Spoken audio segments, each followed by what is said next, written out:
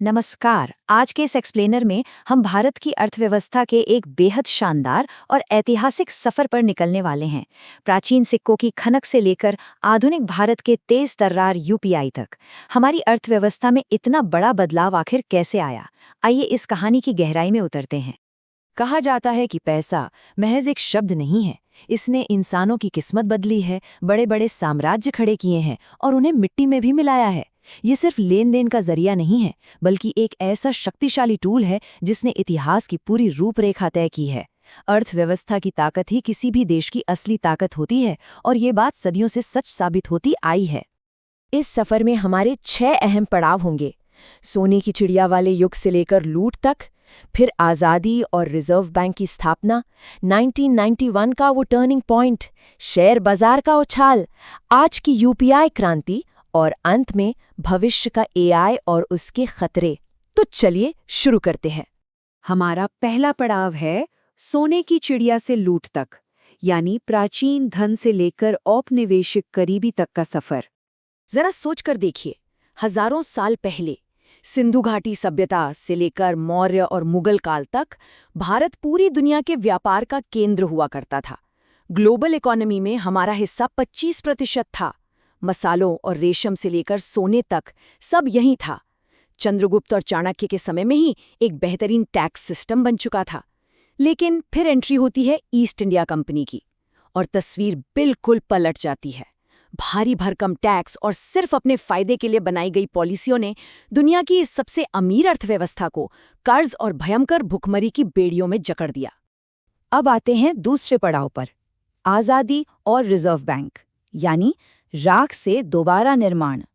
साल 1947 जब हमें आज़ादी मिली तो विरासत में क्या मिला? एक बिल्कुल टूटी हुई अर्थव्यवस्था और भयंकर गरीबी। अब इस राख से उठकर बिल्कुल शून्य से शुरुआत करनी थी। इसके लिए एक बेहद मजबूत नींव की जरूरत थी और वो नींव बनी रिजर्व बैंक ऑफ इंडिया, यानी अपना आरबीआई। इसी सेंट्रल बैंक ने देश में नोट छापने से लेकर ब्याज दरों और पूरे बैंकिंग सिस्टम के नियमन की जिम्मेदारी अपने कंधों पर ली, ताकि सिस्टम फिर से खड़ा हो सके। आगे बढ़ते हैं तीसरे हिस्से की तरफ। 1991 अर्थव्यवस्था का नया जन्म और महान आर्थिक संकट। साल 1991 के उन दिनों की कल्पना कीजिए। देश का खजाना लगभग खाली हो चुका था। विदेशों से सामान मंगाने के लिए हमारे पास जो विदेशी मुद्रा थी वो बस कुछ ही दिनों की बची थी। हालात इतने नाजुक थे कि देश अपने विदेशी कर्ज चुकाने में डिफॉल्ट होने की कगार पर खड़ा था। एकदम पीक क्राइसिस। तब जाकर एक ऐतिहासिक और बड़ा फैसला लेना ही पड़ा। और यहीं से जन्म हुआ एलपीजी रिफॉर्म्स का, यानी लिबरलाइजेशन, प्राइवेटाइजेशन और ग्लोबलाइजेशन। आसान भाषा में कहें तो हमारी अर्थव्यवस्था के दरवाजे पूरी दुनिया के लिए खोल दिए गए। विदेशी कंपनियों के आने से मार्केट में जबरदस्त कंपटीशन आया, नए रोजगार पैदा हुए और सच कहें तो ये भारतीय अर्थव्यवस्था का एक तरह से पुनर्जन्म ही था। चौथा पड़ाव, शेयर बाजार और बिग बुल, बीएससी और एनएससी का उदय। अर्थव्यवस्था के इस तरह खुलने से बॉम्बे स्टॉक एक्सचेंज और नेशनल स्टॉक एक्सचेंज आम लोगों की धड़कन बन गए। चारों तरफ गजब का उत्साह था। लेकिन जहां बहुत सारा पैसा एक साथ आता है, वहां लालच भी अपनी जगह बना ही लेता है।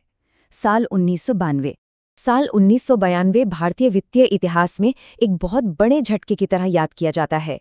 हर्षद मेहता, जिन्हें उस वक्त बाजार का बिग बुल कहा जाता था, उन्होंने हमारे बैंकिंग सिस्टम की कुछ बहुत ही गहरी कमियों को पकड़ लिया। बाजार को आर्टिफिशियली इतना ऊपर चढ़ा दिया गया कि लोग रातों रात करोड़पति बनने के सपने देखने लगे। पर जब ये बुलबुला फूटा तो हजारों करोड़ रुपए डूब गए, पूरी की पूरी व्यवस्था हिल गई। इस भयंकर गिरावट ने पूरे समाज को एक बहुत ही कड़वा लेकिन जरूरी सबक सिखाया। रातों रात लोगों की उम्र भर की कमाई को राख होते देखकर एक बात बिल्कुल साफ हो गई कि फाइनेंस महज पैसा नहीं है, ये विश्वास है, ट्रस्ट है। अगर सिस्टम पर से ये ट्रस्ट टूट जाए तो पूरी अर्थव्यवस्था ताश के पत्तों की तरह बिखर सकती है। अब चलते हैं पांचवें और सबसे रोमांचक पड़ाव पर, यूपीआई और डिजिटल क्रांति, यानी फिनटेक का युग। उन मुश्किल दिनों से गुजरने के बाद साल 2000 के बाद वाले दशक ने एक जबरदस्त डिजिटल बूम देखा। तकनीक ने एक एक सीढ़ी चढ़कर हमारी जिंदगी आसान की। पहले एटीएम्स आए, जिन्होंने बैंक की लंबी लाइनों से छुटकारा दिलाया। फिर नेट बैंकिंग ने कंप्यूटर से ही लेन देन मुमकिन कर दिया, और फिर हर हाथ में आ गया स्मार्टफोन। इन सब ने मिलकर उस महाक्रांति का स्टेज सेट किया जिसे हम आज यूपीआई कहते हैं। आज जरा अपने चारों तरफ देखिए, गली के नुक्कड़ पर चाय वाले से लेके सब्जी वाले तक सबके पास अपना क्यूआर कोड है। मोबाइल से चुटकियों में पैसा ट्रांसफर, धड़ाधड़ इन्वेस्टमेंट और लोन वाले ऐप्स, और अब तो एआई ट्रेडिंग भी। इस इकोसिस्टम ने भारत को पूरी दुनिया की सबसे बड़ी डिजिटल टेक पावर बना दिया है। आज ग्लोबल लेवल पर बड़े बड़े देश हमारे इस तेज और शानदार डिजिटल पेमेंट सिस्टम को देखकर हैरान रह जाते हैं। और अब हमारा छठा और आखिरी पड़ाव, भविष्य, एआई और जोखिम, आधुनिक फाइनेंस की दो धारी तलवार। सच में हमारी ये टेक्नोलॉजिकल छलांग लाजवाब है, लेकिन ये मॉडर्न फाइनेंस किसी दोधारी तलवार से कम नहीं है। एक तरफ हमारे पास डिजिटल रुपया, एआई बैंकिंग और पूरी तरह से कैशलेस इकोनॉमी का एक बहुत ही ब्राइट और शानदार भविष्य है, लेकिन सिक्के का दूसरा पहलू भी है। रोजाना सामने आने वाले online fraud, fake investment schemes और डिजिटल लोन के वो जाल जिनमें अनजाने में लाखों लोग फंस रहे हैं। ये चीजें जिंदगी को जितना आसान बना रही हैं, उतना ही खतरनाक भी। प्राचीन सिक्कों की खनक से शुरू हुई ये कहानी आज स्मार्ट क्यूआर कोड और आर्टिफिशियल इंटेलिजेंस तक आ पहुंची है। लेकिन जाते जाते ये नया डिजिटल युग हमारे सामने एक बहुत ही गहरा दार्शनिक सवाल छोड़ जाता है। इस तेजी से बदलती दुनिया में असली ताकत आखिर किसके पास होगी? क्या ये नया डिजिटल पैसा हम इंसानों को कंट्रोल करेगा, या हम इंसान इस पैसे को कंट्रोल करेंगे? इसी विचार के साथ हमारा ये एक्सप्लेनर यहीं समाप्त होता है। हमारे साथ इस सफर में जुड़ने के लिए बहुत बहुत धन्यवाद।